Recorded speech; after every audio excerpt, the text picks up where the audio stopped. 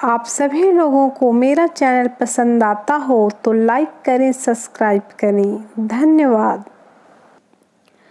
लड़का शादी के लिए लड़की देखने गया। उसने सोचा क्यों न लड़की से अंग्रेजी में बात करूं।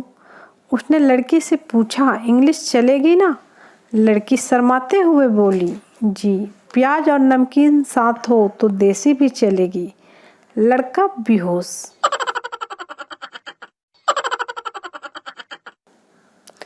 पति, डॉक्टर साहब, मेरी बीवी के अपेंडिक्स में भयानक दर्द हो रहा है।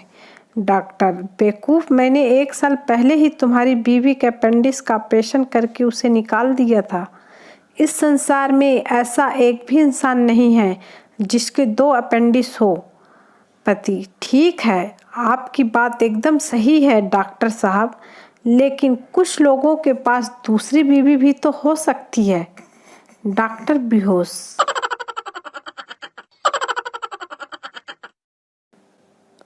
एक सुंदर युवती दवाइयों की एक दुकान के सामने काफी देर तक खड़ी थी।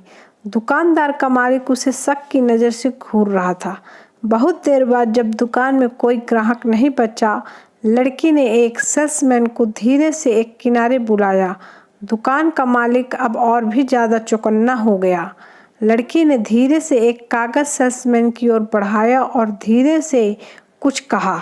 भैया, मेरी एक डॉक्टर के साथ शादी तय हो गई है। आज उनकी पहली चिट्ठी आई है। थोड़ा पढ़कर सुनाओगे क्या?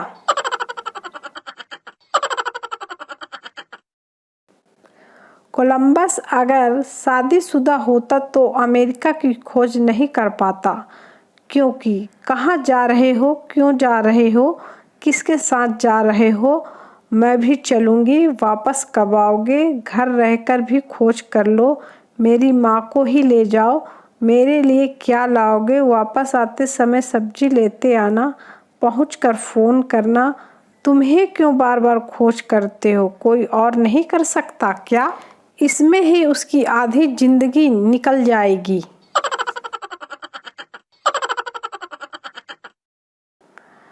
पत्नी, सहेली से तुम्हारी दिल्ली की यात्रा कैसी रही? सहेली, अरे क्या बताऊं यार, रास्ते में मेरे पति पानी लेने उतरे और गाड़ी चलने लगी और वह स्टेशन पर ही रह गए। पत्नी सहेली से, तुम्हारी पीड़ा मैं समझ सकती हूँ। तुम्हें इस लंबे सफ़र में प्यासा ही रहना पड़ा। एक शराबी हमेशा शिव जी के एक मंदिर में जाता था और नियमित समय पर पूजा पाठ करता था। एक दिन पुजारी ने यह देखना चाहा कि इसे होश वगैरह भी रहता है या नहीं। उसने शिव जी की जगह गणेश जी की मूर्ति रख दी। उस दिन भी शराबी आया, गणेश जी की मूर्ति देखी, पूजा पाठ वगैरह किया और जाते जाते गणेश जी से बोला, छोटू, पापा आए तो बता देना अंकल आए थे। पुजारी बेहोश। घर जाते वक्त व्हाट्सएप देखते जा रहा था। दूसरे के घर में कब घुस गया पता ही नहीं चला। और आश्चर्य की बात तो यह है कि उस घर की किसी औरत ने चाय लाकर दिया। सीरियल के चक्कर में उनको भी पता नहीं चला कि मैं गैर हूँ। चाय पीते समय उस औरत के पति घर पे आए और मुझे देखकर सॉरी, गलत घर में आ गया बोलकर चले गए। फेसबुक देखते देखते।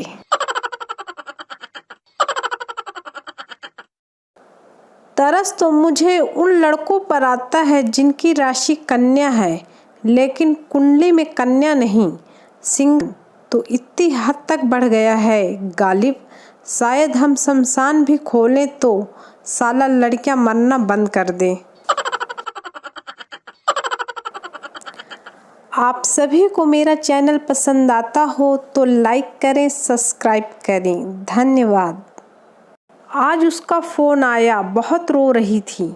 मुझे सॉरी बोला उसने। रोते रोते बोली, तुम जैसा बोलोगे मैं वैसा ही करूँगी। तुमसे झगड़ा नहीं करूँगी, तुम्हारा कहा मानूँगी।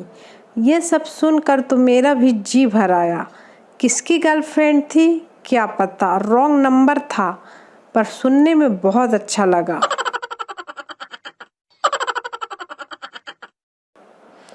फिल्म शोले। जया बच्चन पूरी फिल्म में लालटेन जलाती रहती है क्योंकि गांव में बिजली नहीं है।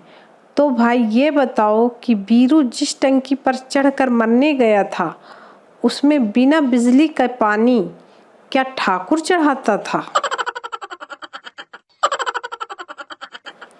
पति पत्नी की लड़ाई हो गई। आधा दिन चुपचाप गुजारने के बाद पत्नी पति के पास आई और बोली, इस तरह झगड़ना अच्छा नहीं लगता। एक काम करते हैं, थोड़ा आप कंप्रोमाइज़ करो, थोड़ा मैं करती हूँ। पति, ठीक है, क्या करना है बोलो। पत्नी, आप मुझसे माफ़ी मांग लो और मैं आपको माफ़ कर देती हूँ।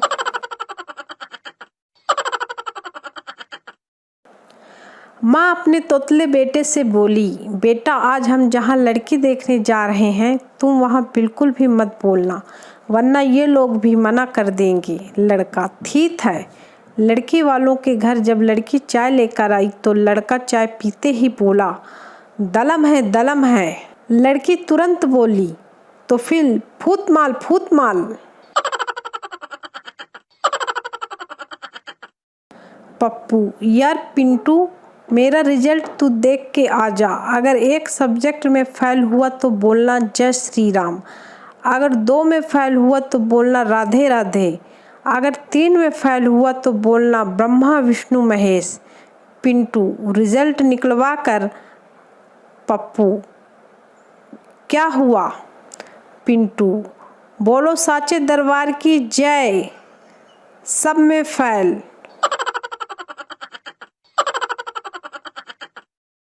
बीबी, हाय राम, आपके सर से खून क्यों निकल रहा है? पति, मेरे दोस्त ने ईंट मार दी। बीबी, आप भी मार देते, आपके हाथ में कुछ नहीं था क्या? पति, था, मेरे हाथ में उसकी बीवी का हाथ था। फिर क्या, बीवी ने 2 ईंट और मार दी। पत्नी, तुम्हें पेड़ पर चढ़ना आता है क्या? पति, नहीं। पत्नी, तुमसे तो बंदर अच्छे हैं। इस अपमान से गुस्साए पति ने 15 दिनों तक खूब प्रैक्टिस की और पेड़ पर फुदक फुदक कर तेजी से चढ़ना सीख गया और जाकर पत्नी से बोला, पति, अब मुझे पेड़ पर चढ़ना आता है। पत्नी, तो अब तुम में और बंदर में फर्क क्या रह गया? पत्नी तो पत्नी है। ये कैसा जमाना आ गया है, 13 साल के बच्चे प्यार कर रहे हैं, 65 साल के लोग शादी कर रहे हैं और जिनकी ये सब करने की उम्र है वो बेचारे कंपटीशन की तैयारी कर रहे हैं।